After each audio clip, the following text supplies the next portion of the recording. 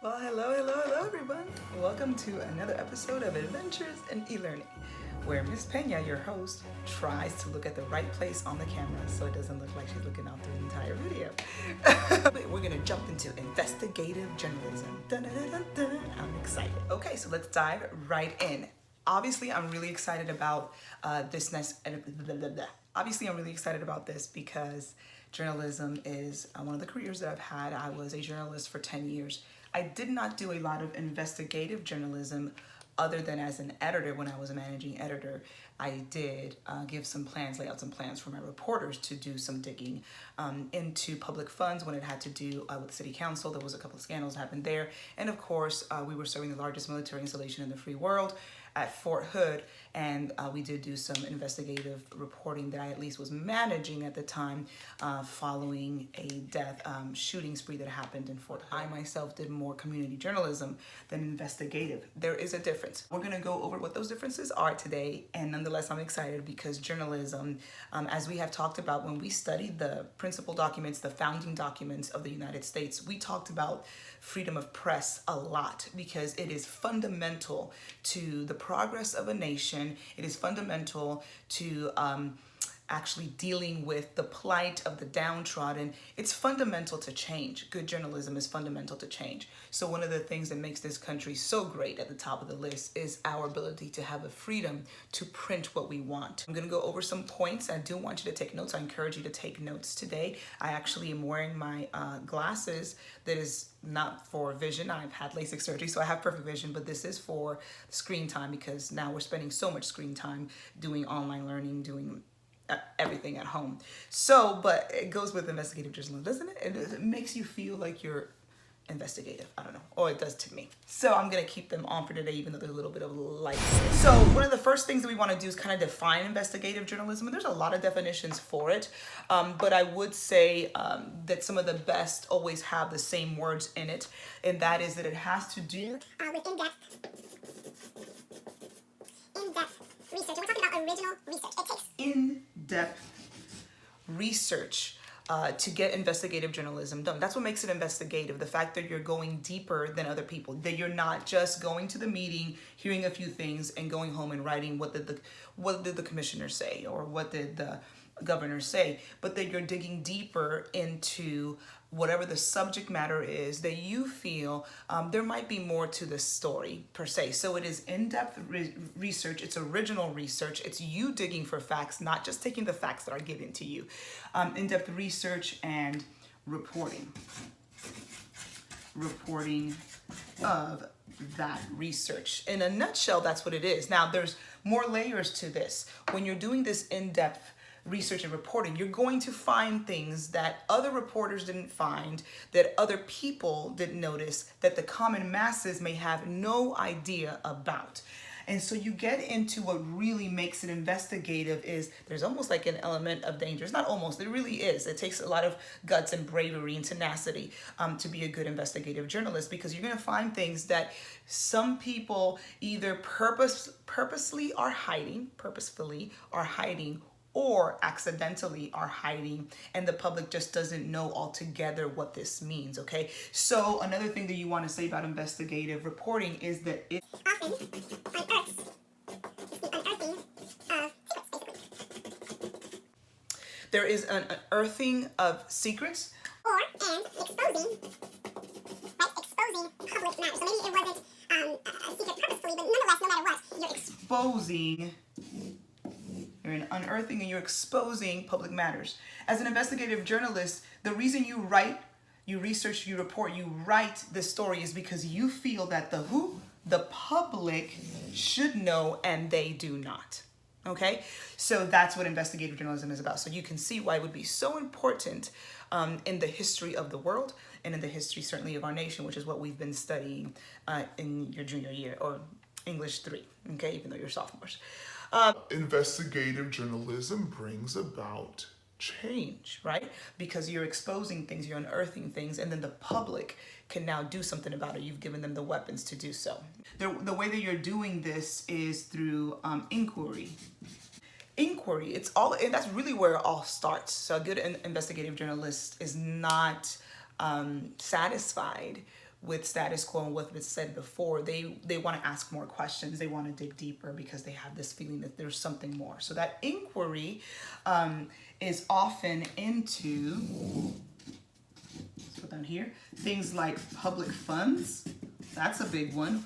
We want to know, we're a democracy, we're taxpayers. And so journalists want to make sure that they are, that's why so many journalists, good journalists, consider themselves public servants, because they want to serve the community by letting them know what's happening, for example, with their money, okay, where their money is going. So really going into inquiry of how funds are being used. That's one of them. Another big one is abuse of power.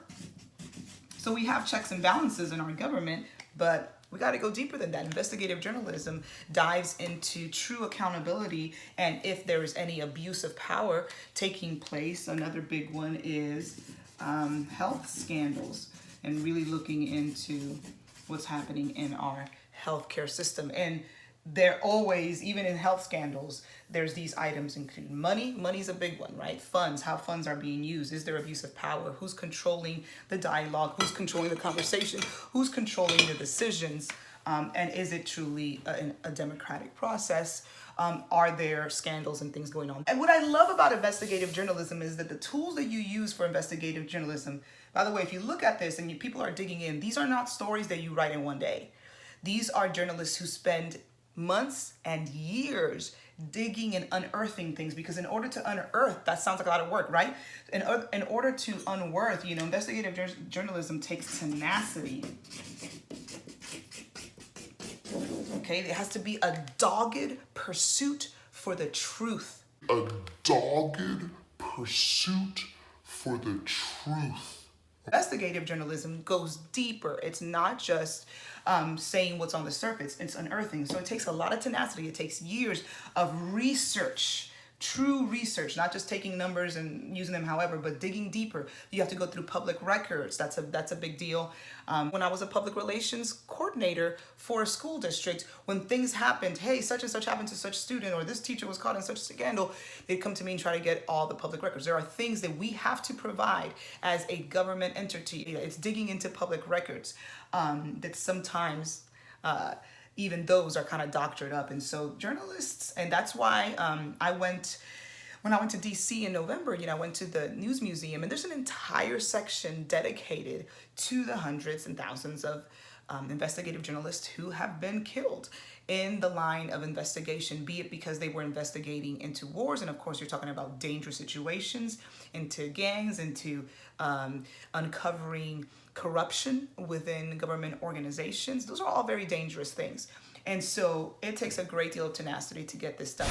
The last thing that I want to tell you, because I try to keep these videos short, is that investigative journalism is a cornerstone of United States and the democracy that we have, and being able to move forward as a people. I actually went and looked up and some of the greatest stories that have been investigative journalism stories, and in those lists several things kept popping up. A lot of lists named the Federalist Papers by Hamilton as number one, and that's in the very beginning founding of our country. It started with a newspaper that was bold enough to put out the information of what we should be as a country as opposed to what we have been. The McCarthy stories that came out, we studied McCarthyism when we studied The Crucible, and there was a lot of investigative journalism that took place during that time period to finally bring about the change of ending this